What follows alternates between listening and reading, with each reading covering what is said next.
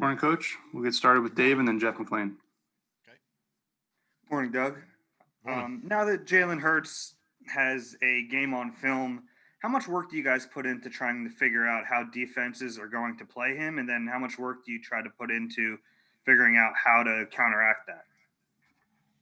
That's called game planning, right? Yeah, what's the Um, process like? yeah. Well, without giving away game plans, honestly, we have to go back and evaluate the things we did with him in the last game and a half, and then how do we, how will a defense sort of perceive? I mean, we can always ask questions about our defense. Ask questions to our defense, right, about him, how they would handle a situation like that, to try to get a little insight, and then put the plan together based on what we're seeing from Arizona defensively, and still try to be creative and still try to execute the offense. McLean and then Skaversky. Doug, we've seen over these last three games that Jordan Mailata has really settled in at left tackle. When you guys drafted him, he was clearly a project. But after seeing him for an extended period this season, does he now project to be a full-time starter at left tackle?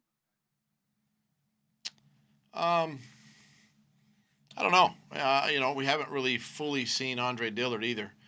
At that spot. So it's hard to sit here today and say that he's helping himself. I will say that Jordan has played well enough to maybe compete at that spot, but I think it's a little unfair to sit here and say that he's a full-time starter moving forward without seeing enough of Andre, who obviously we drafted to take that spot. Jeff and then Zach. Good morning, Doug. Obviously, Jalen came into this situation with the Eagles when he was drafted here, kind of in an unprecedented, difficult situation where you have a franchise quarterback already here in Carson.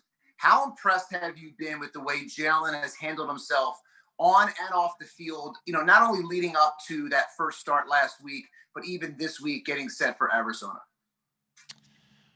Well, Jeff, obviously, his career is well documented, going all the way back, to his college days, and he's kind of gone through a similar situation, where he spent time, on the sideline being benched for Tua, and so he's kind of gone through it, right? So he understands, and of course, there's a body of work on how he's responded, and he responded even then as a professional.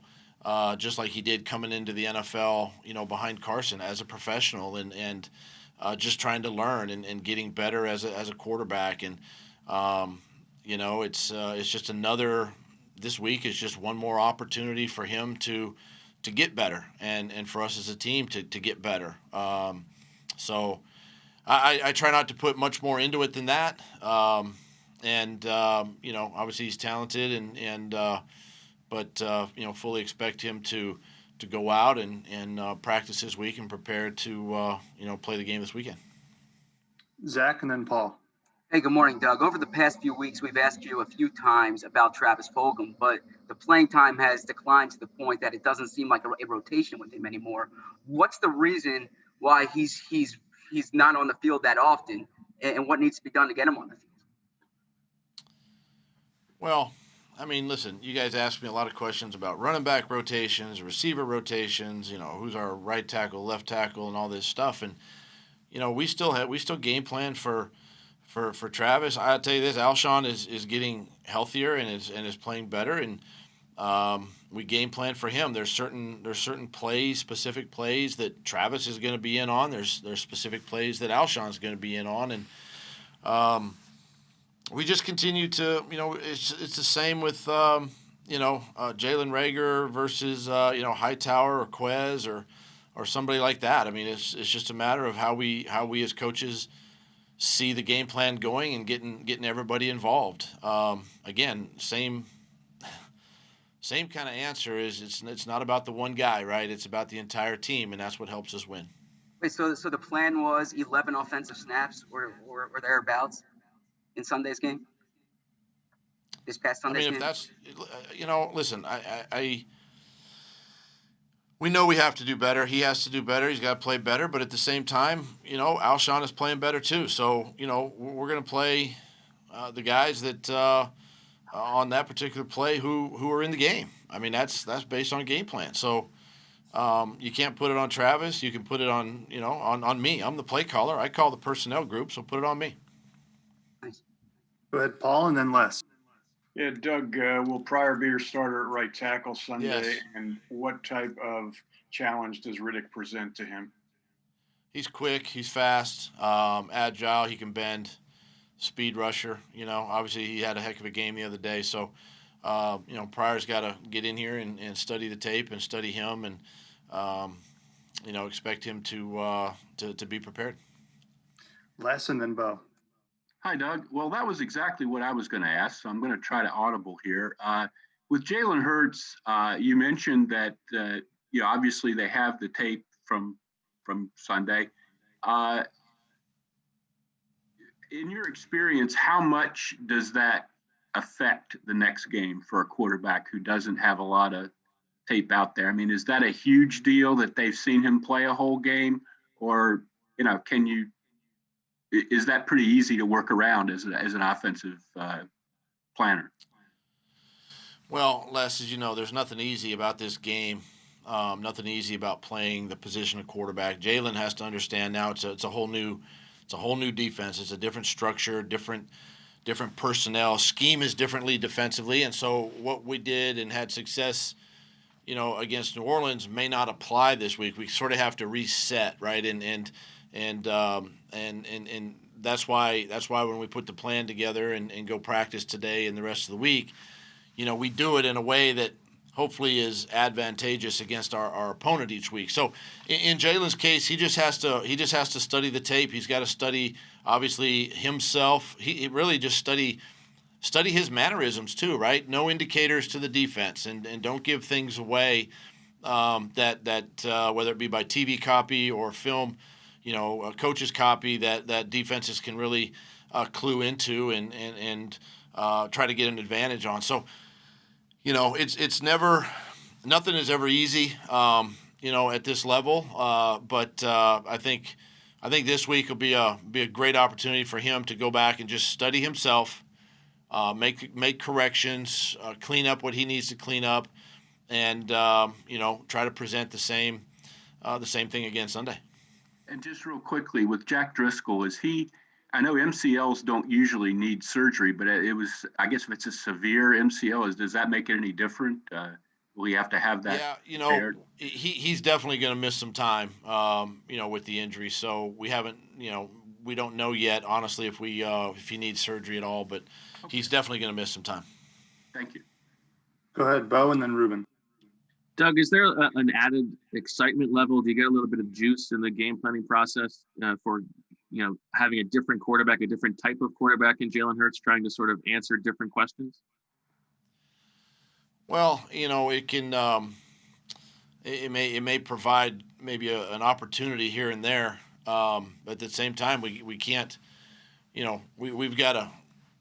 I think when we plan, we got to think about all 11 guys, not just one guy, and making sure that we got the receivers, Zach in the right spot and the running backs in the right spot and the tight ends in the right spot to take advantage of what we're seeing on film. And obviously Jalen's a part of that. So it can be that from that part, as far as excitement goes. I mean, every week you get excited about your game plan. It's just a matter of how well we execute or don't execute. Ruben and then John Clark. Hey, Doug, a lot was made over the past few years about how close Carson and Nate and Nick all were, how well they worked together. Obviously, this is a different year without meetings, without hanging out outside the NovaCare.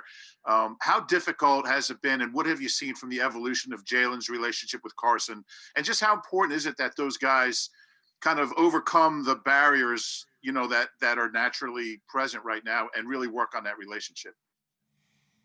Yeah, I think when I that's a question that actually I think about every day. I love having in-person meetings where I can see guys face to face and communicate face to face. And with this pandemic and everything going virtual now, we just finished up a set of meetings, online. it makes it harder to build the relationships that you would like to build, right? And that's with any room and on the team. And obviously the quarterback room is it's a good room, it's a solid room, but at the same time, it makes it a little harder when you're not together. Watching film together after practice, or getting with the receivers and watching, film, or watching practice tape, or, getting with Kelsey and going through protection plans. It just makes it a little more challenging that way. So we talk about socially distant, but we try to maintain a level of trying to be more socially together the best we can, whether it's Saturday night in the hotel, on the road, or even at practice during walkthroughs or the actual practice. But that's a great question. Something I think a lot about during this time, and our guys have done a great job handling everything so far. How do you see their relationship growing despite everything right now, Jalen and Carson? I just see the communication, number one, at practice, during games, just the communication, the dialogue back and forth, obviously through press, through myself, just that communication. And that's the one gauge that tends to lead, things in the right direction. And that's what I've been seeing. Go ahead, John, and then Kristen. Hey, Doug, this past Sunday in Jalen's first start, on that first fourth down that you had, it looked like he was saying, hey, let me have the ball in my hands. Let's go for this. Did he do that with you? And if so, how much did that confidence in his first NFL start impress you? He was seeing something defensively and was trying to communicate, or was communicating that to me. And I tell you what, our dialogue between he and I, much like, Carson and I during game, he has ideas, he has suggestions, just like Carson has ideas and suggestions during games. And so that was a moment where we were able to communicate an idea, a play that we had in the game plan. And I called the play, he executed it, and we stayed on the field. What does that say about the confidence he has, and also the confidence you have in him and the relationship? Shows a lot of confidence in him. It shows that he understands the game plan. He understands how we're trying to attack the opponent. And then for me, I've talked a lot about trusting players, and they're the ones playing the game, and I've got to trust them and put them in positions to be successful. And that was one moment. We've only got time for one more, so we'll wrap it up here with Kristen. Hey, Doug, against Green Bay and then against the Saints, you said that Jalen Hurts gave this offense a spark. Now that he has settled into this offense a little bit more, what does Jalen Hurts give this team? Well, I'm hoping the spark is a little bit brighter and more of a flame now, and obviously coming off a win. We've got to continue to play well. He gave us the spark that I was looking for, obviously, and I think the team was looking for, and we've got to do it again. And just like I said earlier, we've got to kind of reset. This is another good football team we're playing this weekend, and we got to do it again. We got to do it all over again. But we want to keep that spark or that flame lit, and we want to use that as momentum as we finish up these next 3 weeks. Thanks, Coach. Thank you.